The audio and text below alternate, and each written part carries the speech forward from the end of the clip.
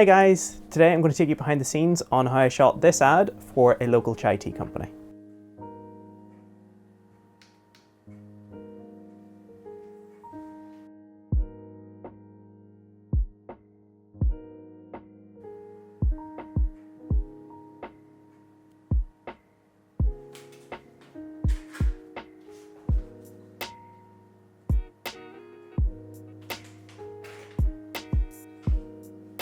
I've been making an ad for Chala Chai and I've started with what is known as the hero shot first. So it kind of just making sure that everything looks really nice. It's the best shot that you want to end the edit on. The reason that you do that as your first shot is because whenever you then start to rip open the bags and start using the tea and things, it means that you have got the best shot first, so that way the bags and everything aren't destroyed. In terms of lighting, I've got my Nanlite FS300 here. It's the brightest light I own and it's the key light. So it's sort of filling in everything from the right hand side here. And over there, I've got my Aputure 120D Mark II. It's just adding a little bit of fill just to lift the shadows that would be cast by the Nanlite. And in the background, I've got another light, or pointed at the background, sorry, is my Aputure LS Mini 20D or something like that. And it's just pointed at the plants in the background just to create a bit of shadow, because otherwise the background would just be too smooth. So yeah, that's that shot. It took about an hour and a half to do. So everything else should now be a bit quicker because I've got the sort of main lighting setup done and we've got the most difficult shot done and out of the way.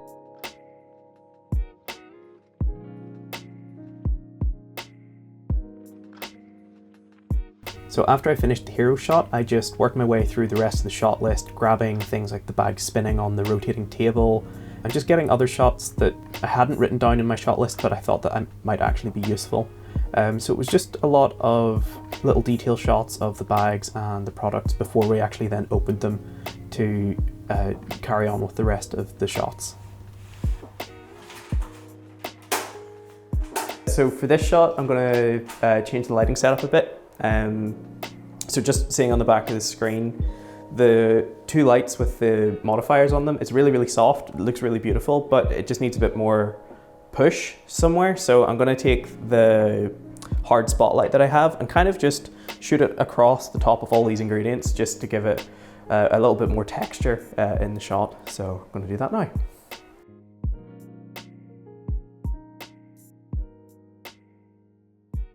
Okay, 3, 2, 1, go.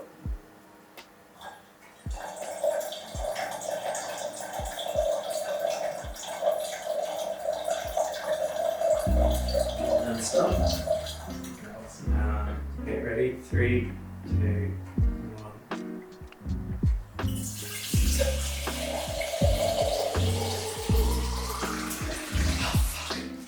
I was in the shot. 2, 1.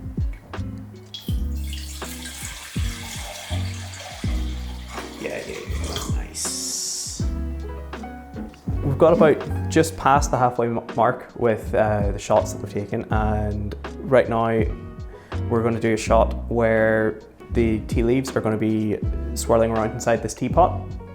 We've moved the hard light behind just to give everything a wee bit of shape. The teapot's actually filled with completely cold water.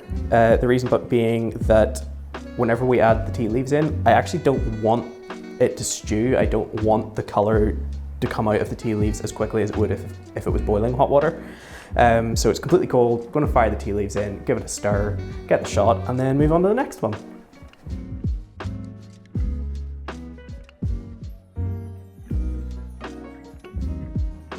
So one of the things I've noticed just whenever I've put the tea leaves in and the color of the water has changed is that on the edge of the teapot, you can actually see the two soft light sources that I have.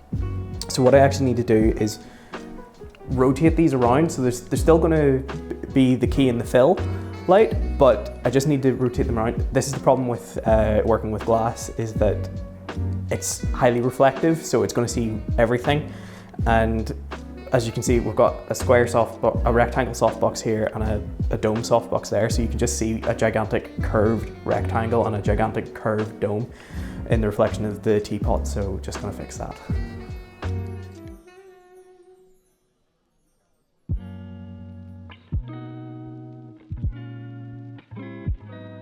So now that you've seen the edit and how I shot all the footage, let's talk about how I managed to put all of this together. Whenever I do a project like this, I always start by creating a shot list because it gives me such a strong foundation to work from. In this case, I started by looking at things that the client was already posting on their Instagram. So all of just the photo posts, the video posts, any of the reels that they've made, because it just gives me an idea of the kind of things that they're already posting, so I can create something that kind of fits with their brand identity already. But whenever I had sort of exhausted looking through everything that they've already posted, I then begin to cast the net a bit wider to see what other things I can find that will inspire the shot list. So in this case, I was looking at other tea brands, so things that are already really established, like Twinings and Tetley and Yorkshire Tea in the UK. But then I also started looking even further afield. So I was looking at tea brands across Europe, across Asia, across the US. But whenever I started doing that, I kind of discovered that they are all posting things at a much higher level in terms of they're really going in on the history of the companies, they're really going in on what makes those kind of brands unique. And with such a new company like Chala Chai, they've only been around for maybe 2-3 years at this point. They don't have that same level of history and brand identity, obviously. So I then began to look at things in an adjacent niche. In this case, I started looking at things that were in sort of coffee niches, which obviously isn't massively far away from tea to begin with, but it really, really helped because that was more the direction that I wanted to go down. So I started looking at things, quite clean visuals. I knew I wanted to try and play a bit with shadow and things like that, while still keeping it bright and natural and clean almost for tea, because whenever you think about teas, you're not necessarily thinking about the massive punch in the face that coffee can give you with how bitter it is. You know, tea is generally seen as quite a relaxing thing. So for me, it was trying to get a nice balance between something that feels really modern and then something that felt that it was also calming and relaxing at the same time. But that's why it's so important to have a strong shot list to begin with and cast the net wide and see what things are out there already, because it helps to inform the things that you actually want to shoot on the day itself. I began creating my shot list by opening up a Google Doc, and as I'm doing all of my research and trying to find inspiration and ideas, I will just write down anything that catches my attention, even ideas that I come up with on the spot. It's so important to write them down up front because it means that you can let go of them and allow your brain to start thinking ahead of other great ideas that you can just write down. And I'll do this for maybe about an hour or two, just try and get as many ideas as possible on paper, and then I will sit down and begin to cut away all of the ideas that just maybe aren't as strong. But at this point, I'm beginning to think about any of the ideas that I've written down that would look good beside each other in an edit. So this is where the shot list is actually beginning to take form, because you're removing ideas that may not work, or you're trying to think, oh, that shot might work well with this one. In the case of this project, I knew that I had a vision of water coming out of the spout of a kettle into a glass teapot, and then you would see the tea leaves of the product actually swirling around in the glass teapot. So I knew that those kind of three things would work well together visually because it tells a little snippet of a story, but it's also trying to think about what other things would work well before and after those three shots. So it's trying to create a bit of a story whilst also keeping in some contrast within that. As you know, people's attention spans are so low these days, you have to keep things quick and snappy.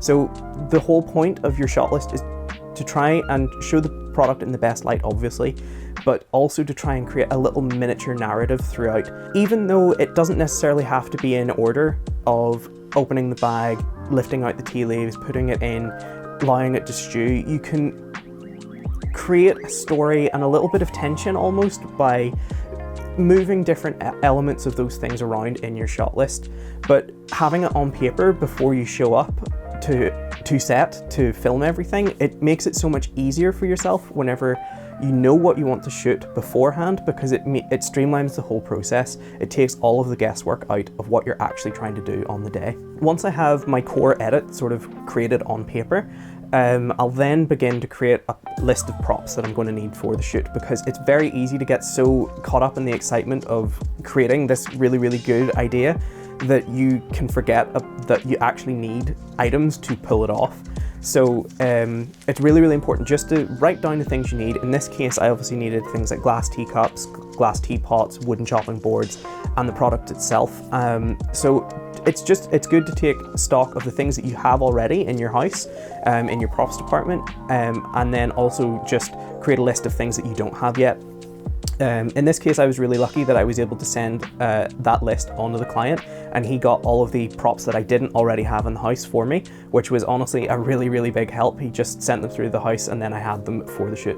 With that done and out of the way, I'll then actually look at the shot list again and spend the next 20 minutes to half an hour reorganizing it into the order that it should be shot in on the day. There's no real way that you can teach this kind of skill. It's just something that you have to think logically about, thinking ahead of time that you need to keep the props in good condition for your hero shot, so that's what you should shoot first. Or if you're going to do a lot of things with a slider or a gimbal, you can lump all of those things together. It will help speed you up in the process, because it means that you're not having to change your lighting setup or change location if you were going to have to do that. So if you know what you need to shoot ahead of time in the order that you need to shoot it, it'll speed you up and it'll make the whole shoot go a lot smoother. One of the things about a shot list is that it isn't absolute. It can change, and in fact for this project it did.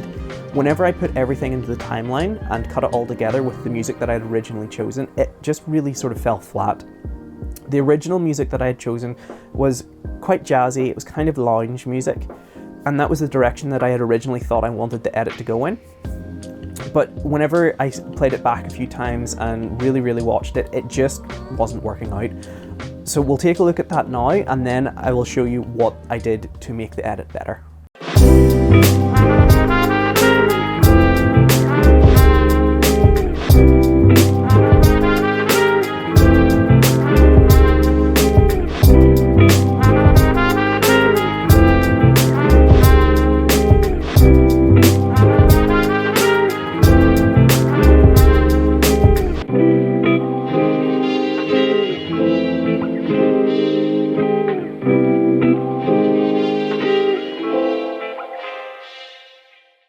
So as you can see, there just wasn't much happening in the edit. It was very, very slow paced.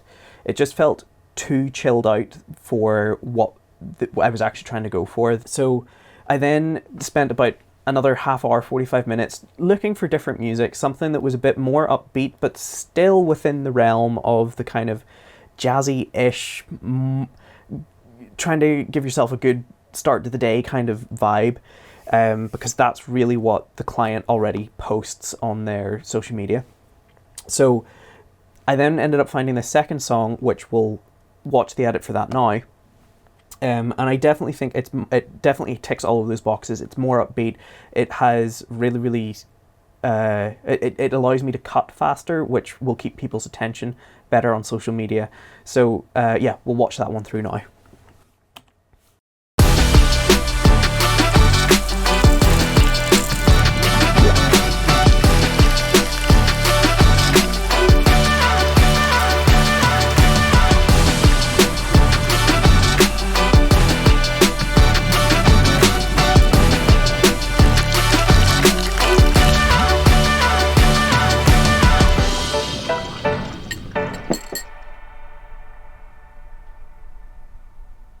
As you saw there, that first ad that I created just really fell flat. There just wasn't enough to grab your attention with it. And as I said, that's mostly to do with the music that I chose. One of the things that I read a few years back was that whenever you're creating things for social media, specifically ads, is that you want to design for sound off, but delight with sound on. So I had to go back to the drawing board and find different music, but it only took me about an extra half hour to 40 minutes of searching, because I had a much clearer vision of what I wanted with my shot list, and knowing what things I already had filmed it helped to inform the kind of music that I was looking for, especially because I know I had one that just wasn't working out. Going back to that philosophy of designing for sound off but delighting for sound on leads me into sound design, which is honestly so important for any project, whether it's a social media ad, a documentary, or a narrative film. Sound design is one of those things that will elevate your project to the next level, and the people watching it won't really know why. And good sound design is something that whenever it's done well, you don't even realize that it's really there. In the case of this project, I was obviously thinking about things like water being poured, water boiling, but also more obscure things like the cinnamon being sprinkled on top of the latte. That's actually sand being sprinkled on top of dirt. So you don't actually have to use the sound of cinnamon hitting milk, because that isn't really something that you're going to be able to capture unless you've got a much more sensitive microphone than I have access to. So feel free to just really get creative with the kind of sounds that you're using. It's less about the actual sound that you hear and more about the feeling that that sound is meant to evoke. And even though this social media ad isn't something that's meant to evoke emotion, it is something that for the people who actually listen to with the sound on, you want it to be able to just add this extra layer of something that brings them into the ad and hopefully turns them into a paying customer for the client at the end of the day. One of the things that I like to do whenever I'm doing the sound design for a project is to hopefully try and make the sound design full enough and good enough that you would actually be able to play the project without any of the music for the ad, and the sound design should still be able to carry the whole project through. Even though I've found a song that is better than the original one, it completely changes the whole theme of the edit. But you need to be aware that having subtle sound effects can add polish to the whole thing, but also push forward the value that you as a videographer, editor, are giving to a client, because it's little subtle things like that that they may not even think of, that they may not even be capable of doing. Whenever I design something like this, I actually really try to build a set of sound effects that work well, but sometimes it's sounds that may not even belong in a particular setting. With this tea ad, there was a lot of water, there's a lot of milk, there's a lot of liquids.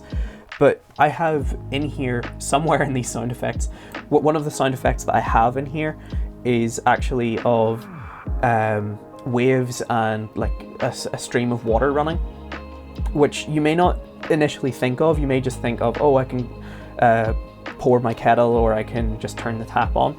But sometimes having these other sounds which don't belong there can just give a really, really full sound. So even though I have created this edit to sound really, really good with this music, I have done a lot of sound design to it.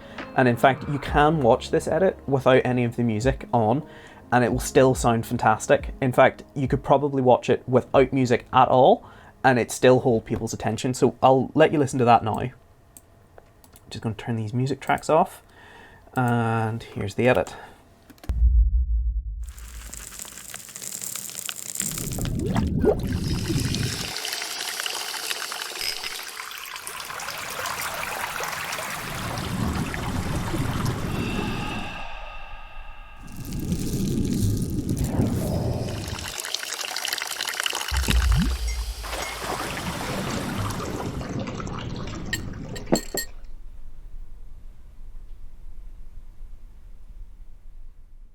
So as you can see, turning even the music off, it's still a really, really strong edit. It still works really, really well.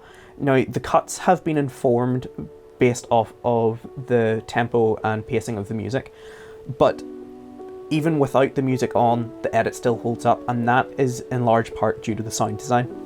So you could push this edit as a sound effect, sound design only edit without any music at all. However, if you're going to do that, you'd probably have to increase the levels of the sound effects to give it a more full sound, but you would also have to add a lot more sound design to keep it full and keep it interesting. But as it stands there, it's still really, really strong. And whenever you turn the music back on, they complement each other. So there you go, guys. That's a complete look at the behind the scenes on how I made this pretty simple chai ad. I hope it was useful to you in some way. I've never really done a deep dive into the creative process and how I make these kind of things before, so If you have any questions or comments, please let me know, or if there's anything that you think I can improve on for the next one, definitely let me know, because I'd love to know how I can improve. But yeah, aside from that, I hope you have a good day, and I'll see you in the next one.